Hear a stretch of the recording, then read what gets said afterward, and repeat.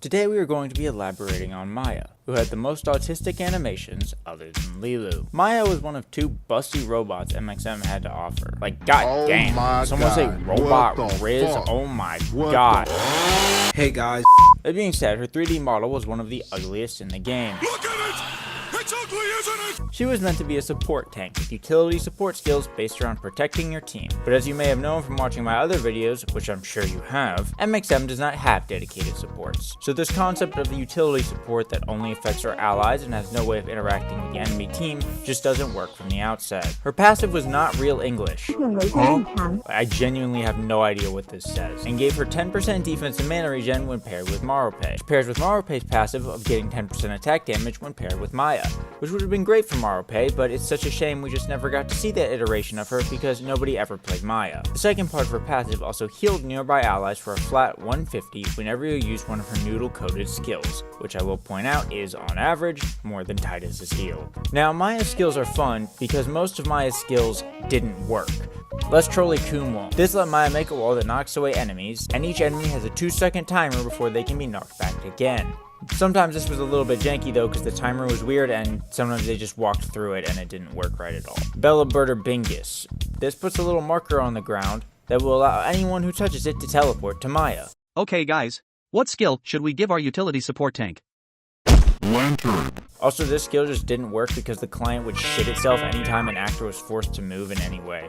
Super Trolly Lilu Bird that literally didn't work. Yeah, there's almost no footage of this skill because no one ever used it, because it was super trolly and almost always broke. But basically, you pick up an ally, note this only works on allies, and put them somewhere else. I think you can see the fundamental problem with this. It also highlights one of the big problems with Maia, which is not having any real interactions with the enemy team.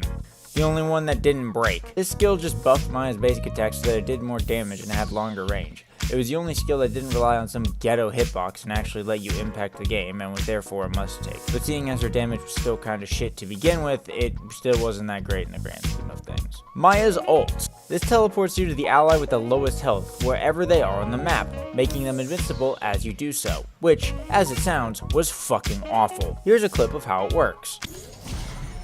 That was a damn good shot.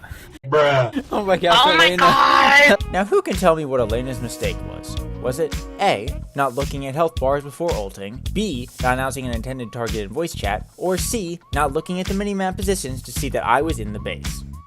Well, actually it was secret answer D, locking in Maia. This skill worked, it just had massive problems of not allowing you to pick your target, which basically made it totally random where you would turn up.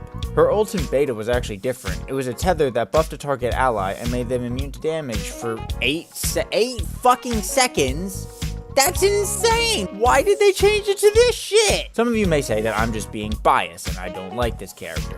But unlike Lorraine, I actually really liked Maia and probably played her more than the average player, for no reason in particular, and have solely contributed over 1,300 images to the mythical MXMhentai.com. For nodes, you want 1 flat damage, 2 defense or CC reduction, and 3 cooldown. Maia doesn't really combo with anything innately other than Marupe, but she can still work well as a fallback tank for someone like Poharon or Tajid, though I would argue that Jingtai is just a better Helix tank that does more stuff anyway. Basically, when all the masters go to dinner, everyone brings something to the table.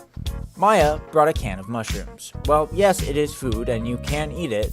No one is going to because there's better food to pick from. Now you know that you probably shouldn't pick Maia and can confidently ignore my advice and play her anyway the next time you have everyone's favorite big booty robot based game where the skills don't work, Apex Legends.